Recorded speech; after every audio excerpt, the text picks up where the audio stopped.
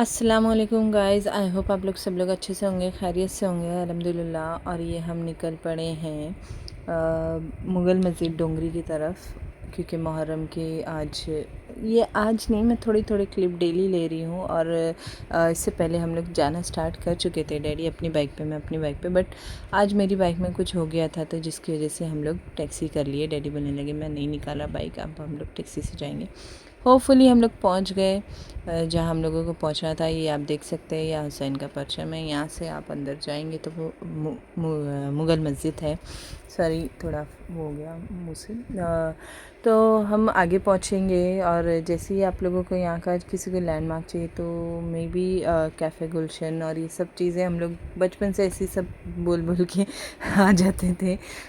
एक टाइम था बस जब छोटे मैं अपनी एज के हिसाब से बता रही हूँ कि आज मुझे 28-30 साल के आसपास कुछ हो रहा है, जिसकी वजह से मैं बता रही हूँ आप लोगों को कि यहाँ पे हम लोग ये सारी चीज़ें लैंडमार्क बताते थे। ये जगह है, ये कैफ़े है, ये मेडिकल स्टोर है, ये हॉस्पिटल है, ये रेस्टोरेंट है। यहाँ पे मतलब जो भी रबाब, राइट साइड पे शायद रबाब है रेस्टोरेंट, और ये लेफ़्ट हैंड पे ये सबील के पीछे साबु सिद्दीक हॉस्पिटल है। तो ये हम बचपन से ही देखते हुए आ रहे हैं, इसी चीज़ को इसी तरह से ये अपना सबीलें लगती हैं, और बहुत खूबसूरती से हर साल इन्हेंस होती हैं। इसमें चेंजेस थोड़े बहुत माइनर्स रहते हैं। ये अलम तो हमेशा इसी तरह से लगते हैं जो आप लोग ऊपर देखेंगे लाइन से। ये डैडी के पीछे पीछे अरान जा रहा है, क्योंकि डैडी थोड़ा ख़फा है अरान से, तो वो उनको मनाने, जब तक है वो सॉरी बोल के वो नहीं मानेगा तब तक है वो पीछे लगा रहेगा। वैसे भी वो नानू के ही आसपास रहता है, थोड़ा ज़िद करता है तो डैडी थोड़ा इग्नोर करते कि ज़िद की आदत नहीं हो। और हम निकल गए आगे।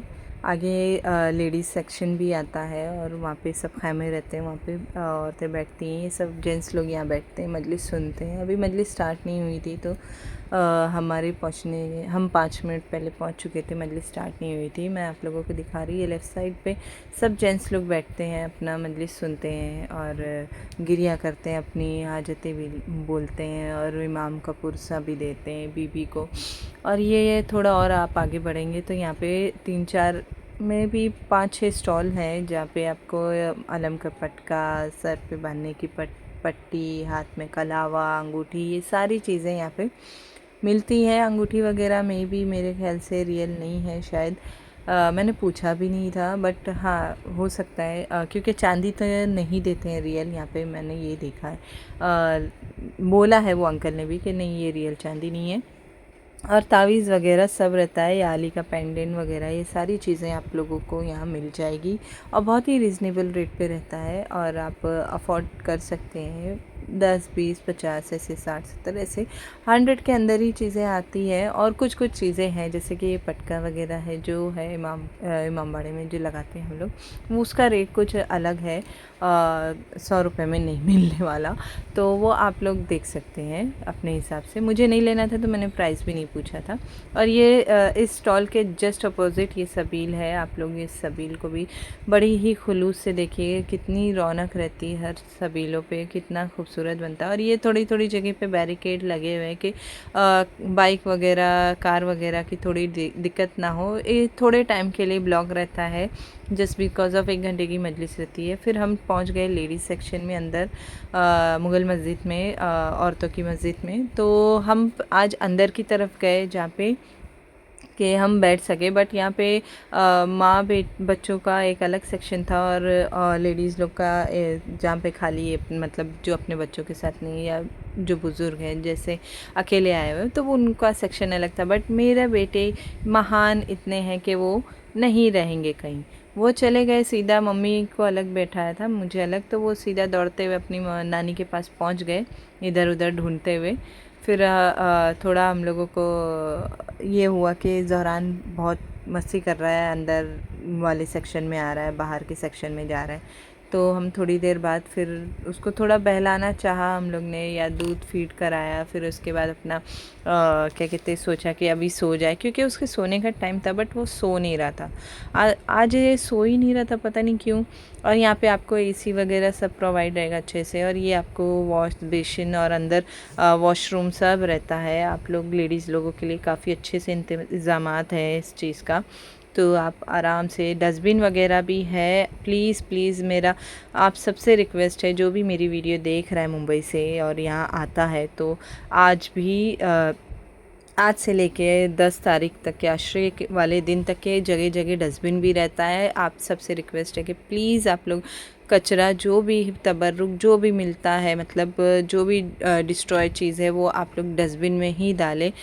तबर्रुक जो मिलता है उसका जो रैपर वगैरह रहता है, मेरा ये बोलने का मतलब था कि उसकी चीज़ें डस्टबिन में ही डालें। और आप देख सकते हैं हम लोग बाहर की तरफ आ गए, इमामबाड़े में, अंदर मस्जिद में नहीं बैठे के दौरान बहुत मस्ती कर रहा था वहाँ पे भी। और ये देखिए, इसको बस खुला मिल गया और ये दौड़ा, यहाँ दौड़ा वहाँ दौड़ा। ये देखिए आप लोग सामने वाटर टैंक भी है, वो पूरा मतलब फ़िल्टर है, और अच्छे से आपको ठंडा पानी मिलेगा वहाँ पे। जब भी पानी पिए ठंडा, और इमाम हुसैन की प्यास को, बीबी सकीना को, और अली असगर को, सबको, मौला अब्बास को, सबको याद करिए प्लीज़। और कमेंट में लब्बैक या हुसैन लिखिए, और प्यास पे इमाम का नाम लीजिए। उस भूख और प्यास, उस शिद्दत को महसूस करिए, जो कि हम, मुझे नहीं लगता कि एक कोई नॉर्मल इंसान उस चीज़ को इतना सरवाइव कर पाएगा। मैं तो दिल से कहती हूँ कि हाँ, मैं इमाम को मानने वाली हूँ, चाहने वाली हूँ, उनकी उनकी बहन को मानने वाली हूँ। तो मतलब उस चीज़ से मैं गो थ्रू होने के बाद भी कहीं ना कहीं अपने बच्चों को लेके मैं उतना प्रोटेक्ट कर लूँ, ऐसा दिल करता है कि नहीं, ये चीज़ तो नहीं हो सकती। बट इमाम ने अपने बच्चों को उस चीज़ से प्रोटेक्ट करने के बजाय वो उस चीज़ पे उन्होंने अल्लाह के लिए माना कि हाँ, ये चीज़ होनी है, ये चीज़ होगी। उन्हीं ने अपने बच्चों के लिए, जो भी एक हदीस में बयान होता है, एक मसाइब में बयान होता है, उस चीज़ को तो मतलब हम सोच ही नहीं सकते कि हम, हमारे बच्चों के साथ ये चीज़ हो सकती है। ऐसा एक माँ का दिल, कलेजा फटता है। बट वो एक माँ का दिल और कलेजा किस तरह से बैठ गया होगा, उस चीज़ को इमेजिन करना एक, मतलब नहीं हो सकता ये।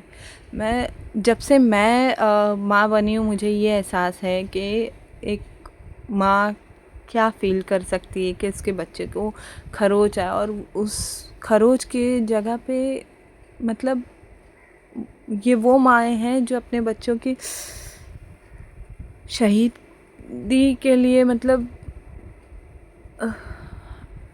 नहीं, 3 नुकीले ऐसे तीर, वो 6 महीने के बच्चे, नहीं बर्दाश्त होता है। खैर,